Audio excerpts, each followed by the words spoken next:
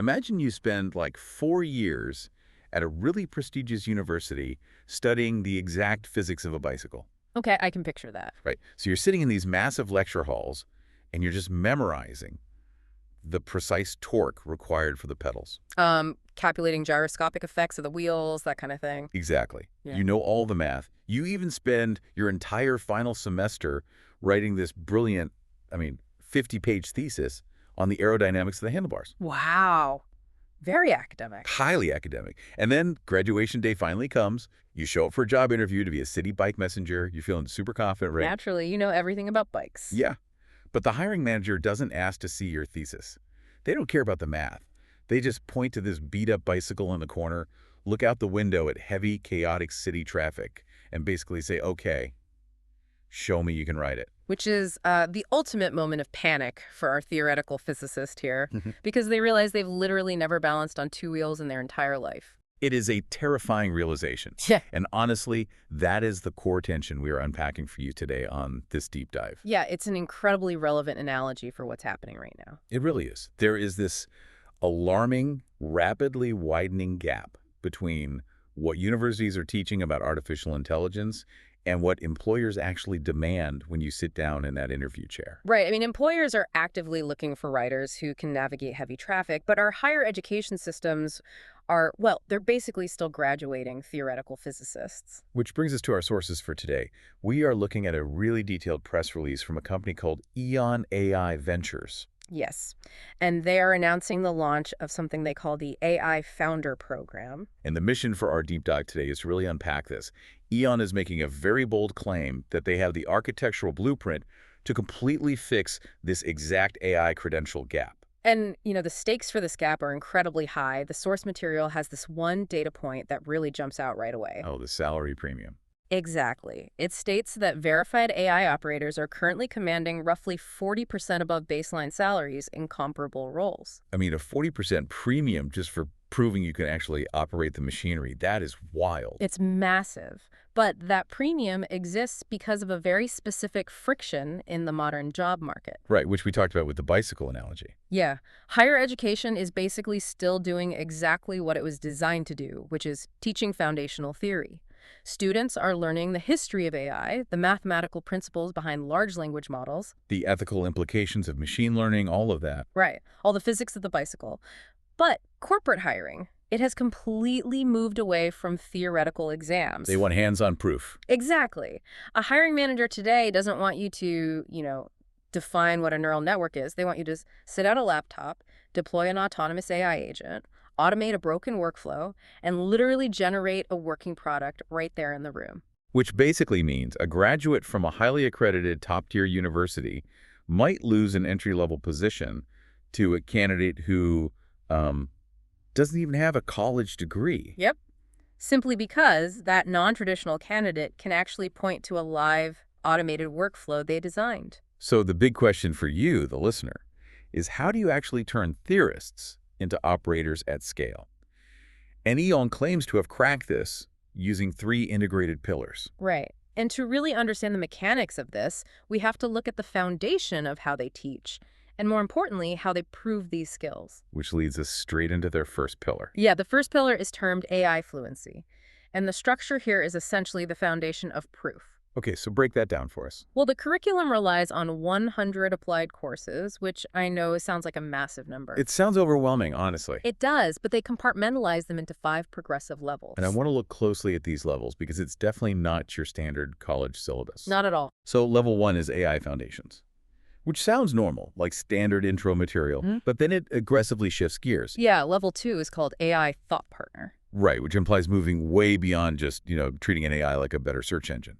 You're learning how to effectively prompt and maintain context windows. Exactly. And then level 3 is AI agents and workflow automation. Level 4 is AI leadership and deployment. And the very top tier, level 5, is AI entrepreneurship. So the whole progression is clearly designed to move the student from just a passive consumer of AI tools To an active architect of autonomous systems. Precisely. But, the curriculum itself isn't really the disruptive element here. No. Then what is? The real mechanism we need to look at is the verification engine running underneath all those courses. because the whole problem we're discussing is the inability to prove capability. Right. The show me you can ride the bike moment. Exactly. And EON On attempts to solve this by ending each of these courses with what they call an EAFI checkpoint. An EAFI checkpoint. Yeah. It stands for EON AI Fluency Index. Okay, I have to put the brakes on for a second here. Hmm. Because whenever I hear phrases like index or checkpoint when we're talking about online courses, I immediately think of those digital certificates of completion. Oh, sure. The ones all over LinkedIn. Yes, we've all seen them cluttering up our feeds. You basically let a 3-hour video play in a browser tab while you fold your laundry, you click a multiple choice button at the end, and the platform spits out a shiny digital certificate. Right. A participation trophy. Exactly. From a hiring manager's perspective, why would they view an EAFI as anything more than another one of those? It's totally the natural skepticism to have, but the source material directly addresses this distinction. A standard certificate is basically just a receipt of attendance. It just proves you logged in on a certain date. Right.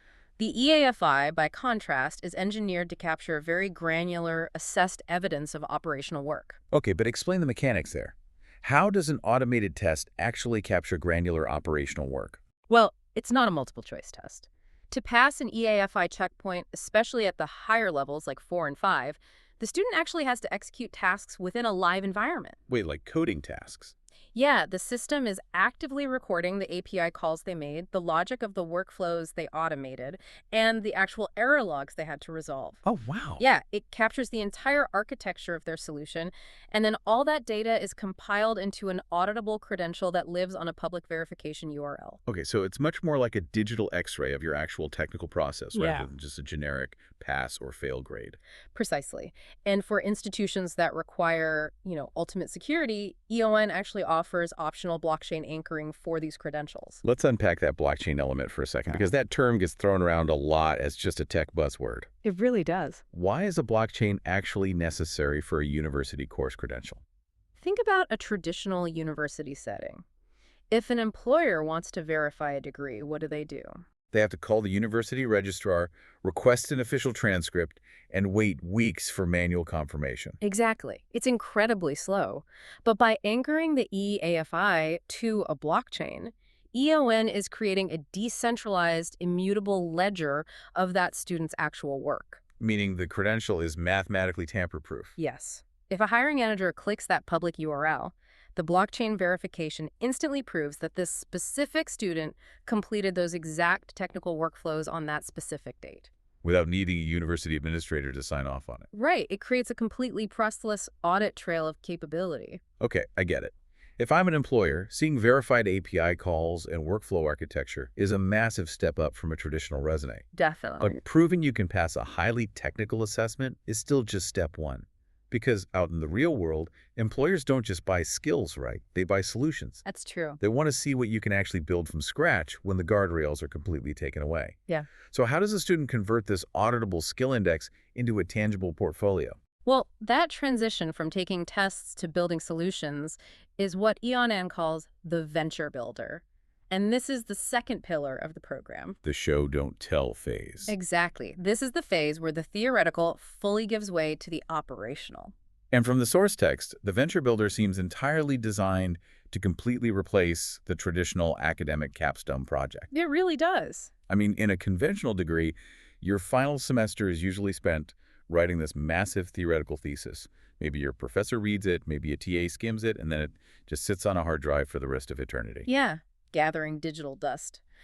But the venture builder mandates that instead of writing a paper about a problem, the student actually has to build a working, software-based AI product to solve it. And the mechanics of how they facilitate this build process are super interesting.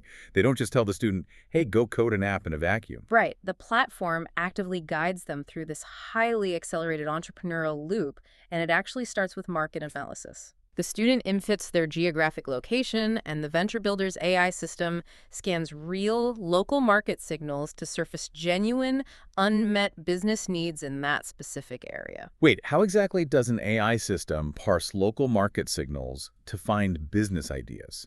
Yeah. What kind of data is it even looking at?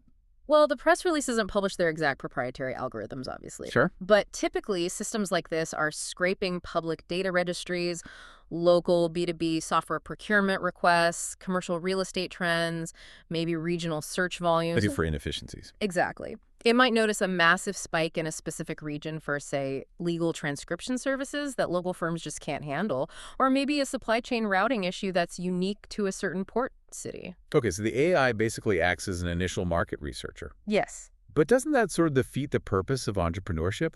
I mean, if the AI is just handing the student a business idea, are they really learning how to be a founder? That's a fair question, but the system doesn't hand them a finished business. It just generates a structured product specification based on the data. It identifies the gap. Ah, okay, the student still has to execute the build. Right. And to do that, they utilize some incredibly advanced AI developer tools.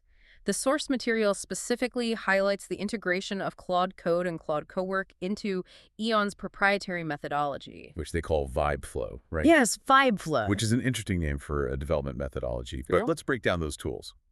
Claude Code is essentially an agentic AI coding assistant. Right. It doesn't just autocomplete text. It can navigate an entire code base, write scripts, and debug errors autonomously based on the student's instructions. And then VibeFlow acts as the overall project management architecture. Now, currently, the text notes that VibeFlow involves a layer of human coaching alongside the AI tools to keep the student on track. Yes, but there is a very aggressive timeline mentioned in the release. By the end of April 2026, EON is transitioning this VibeFlow methodology into fully automated guided instruction. That is just a staggering concept to me. An AI system autonomously guiding a human student through the multi-week process of building a brand new AI product. It's wild. It is essentially automating the role of the technical co-founder and the project manager. But let's look at the end result of this automated build process because, even if you build a functional app with Claude Code, a prototype is still just a prototype. Sure. If you just demo it in a classroom, it's still essentially a simulation of business. And this is exactly where EON introduces what they call the marketplace advantage. And this is arguably the most critical component of this second pillar. Okay, how does that work? When the student finishes building their product, it doesn't get submitted to a professor's inbox. It gets published directly onto the EON global marketplace. And the scale of this marketplace is just massive. The sources explicitly note that EON already has a built-in network of over 4,400 institutional buyers. Right, spanning across more than 80 countries. Which completely shifts the paradigm of what a final project even is. Yes. The student's product is instantly given access to genuine global business-to-business demand. I mean, a lot of educational programs talk about teaching students how to find product market fit. But it usually involves like creating a slide deck and pretending to pitch venture capitalists in a classroom. Exactly, it's pretend. This completely bypasses the pitch deck phase. Yeah. This isn't like setting up a lemonade stand on a quiet street and just hoping someone walks by. No, it's more like having your prototype instantly injected into the automated procurement software of multinational corporations who are actively looking to buy solutions. Right. That is the commercial reality EON is attempting to engineer here. And the stated objective in the release is that graduates do not just leave with a grade. They leave with a live product URL, an actual paying customer from that marketplace, and a verified revenue figure. I mean, if you are a candidate walking into an interview for an enterprise AI role, and your credential is a literal revenue-generating business you built and deployed, the credential gap just completely evaporates. you have undeniable proof of operational capability. Yeah. You've got the skills from the AI Fluency courses, and you have the live product from the venture builder. Right. But building a product and getting a few initial customers is entirely different from scaling a business. You can't manually handle sales and distribution across 80 countries. No human could. Any modern digital business needs automated infrastructure to find its market.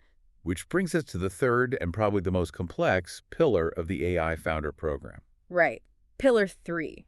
It is called Radar V3. And EON describes this as their scale and sourcing engine. And the numbers attached to Radar V3 are pretty intense. The source material describes it as a synchronized system of 250 autonomous AI sales agents. Operating 24 hours a day, 7 days a week. And they are targeting massive international markets. We're talking the Gulf Cooperation Council region, West Africa, South and Southeast Asia, and the broader European Union. Yeah. And to really understand the function of Radar, We have to look at its dual purpose because it's simultaneously solving two entirely different operational problems. Okay, what's the first purpose? The first purpose is for the institutional partners, the traditional universities that are actually hosting this program. For them, Radar V3 operates as a fully automated international student recruitment pipeline.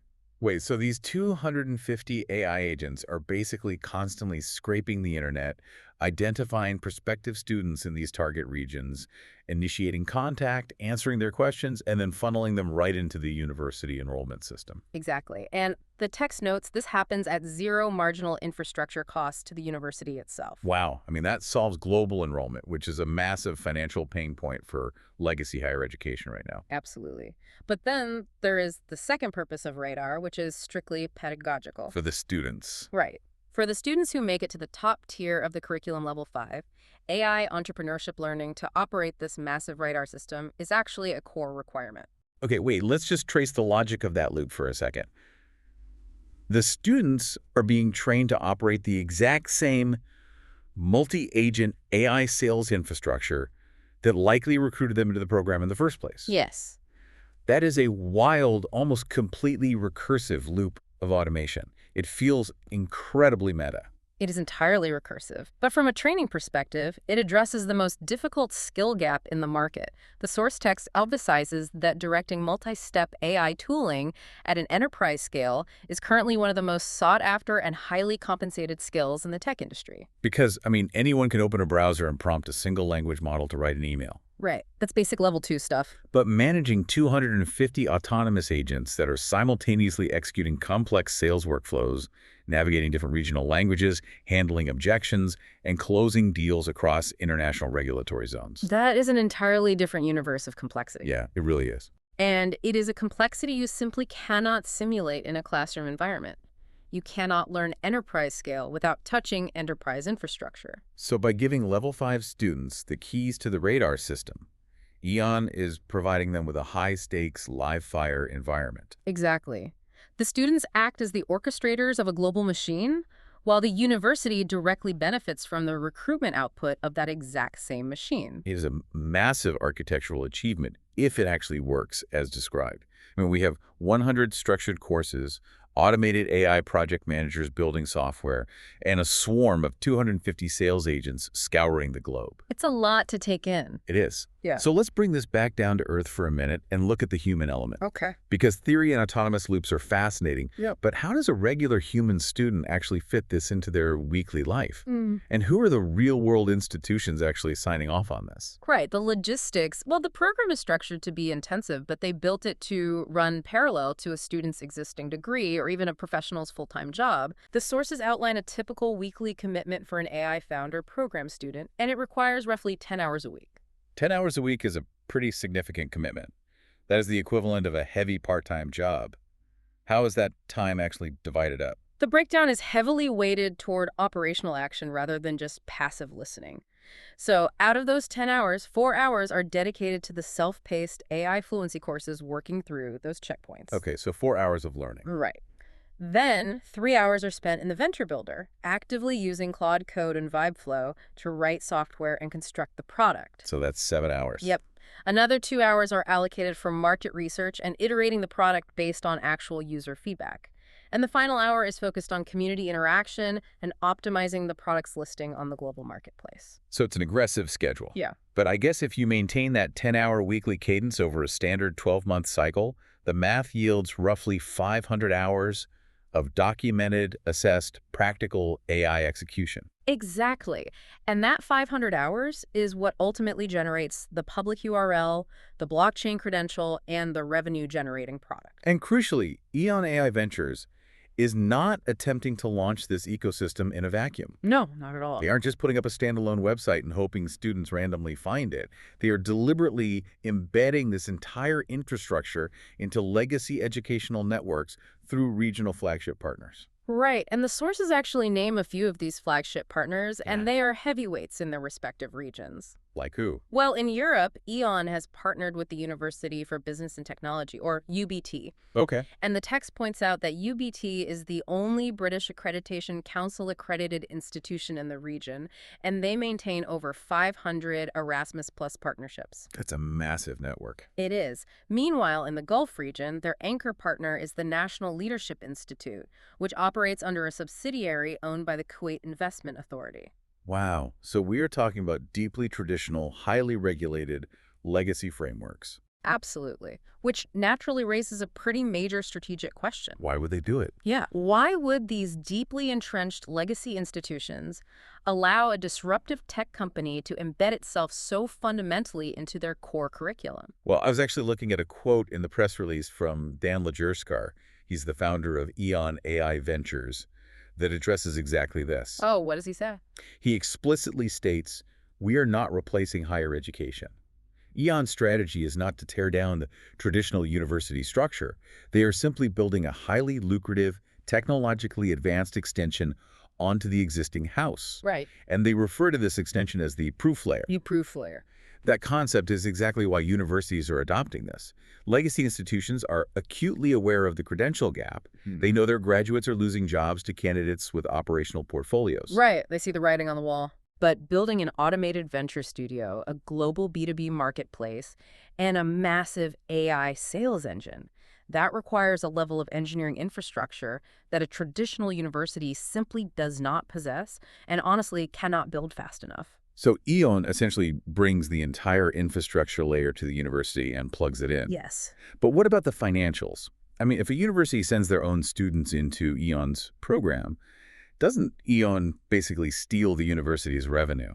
To circumvent that exact fear, EON engineered what they call a dual attribution commercial model. Yeah. It is very specifically designed to ensure EON never competes with its own institutional partners. Okay, let's break down how that dual attribution model actually works in practice. It works on a split incentive depending on who actually sources the student. Okay. So if an institution, let's say UBT, recruits a student through their own existing marketing channels and enrolls them into the AI Founder program, UBT keeps 80% of the revenue generated. Oh, wow. 80%? Yeah. EON only takes a 20% cut for providing all the infrastructure. That's a great deal for the university. It is. However, if EON's Radar V3 system, those 250 autonomous agents, goes out and independently recruits a brand new student in Europe that UBT would never have had access to, Then what? the revenue for that student is split 50-50. Okay, so from the university's perspective, it is almost a risk-free proposition. EON is basically telling them, we will not cannibalize the profits from your existing student base, and simultaneously, we will deploy our autonomous infrastructure to find you brand new students globally, and we will share that new profit equally. Exactly. The university gets to offer the required operational proof layer to their students, and they instantly unlock a massive new revenue stream driven by AI. It really aligns the incentives of the legacy institution perfectly with the growth of the disruptive tech platform. It does. And, students can also enroll directly via EON's consumer platform, which is owow.ai, or even through government-funded workforce transformation cohorts. But the institutional partnerships are really the key to their global scale. So when we step back and view this entire architecture from above, the strategy to close the credential gap becomes very clear. Yeah, it requires combining three distinct elements. Right. First, you need Pillar 1, AI Fluency, which produces the granular, verified technical skills secured on a public URL. Yep.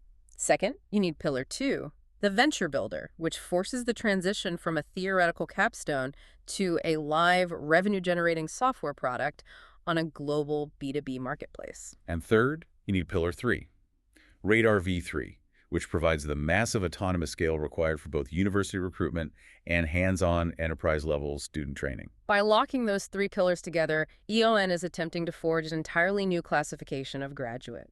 They are producing a candidate who possesses the theoretical foundation of a traditional degree, augmented by undeniable, mathematically auditable proof of operational AI execution. Exactly. They know the exact physics of how the bicycle works, and they have verified video evidence of themselves riding it seamlessly through the heaviest rush hour traffic. It definitely solves the immediate problem for the hiring manager.